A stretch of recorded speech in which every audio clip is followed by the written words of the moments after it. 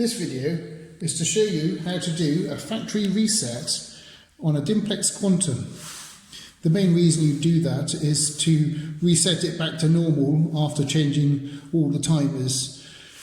So to open the flap, and you want to be pressing the menu button, which is this one, and the enter button, which is this one, both at the same time, for a little bit longer than that's natural.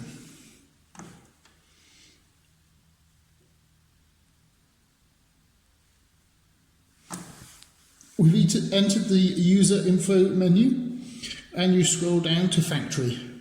Press the enter button again. Factory reset, yes or no, press yes.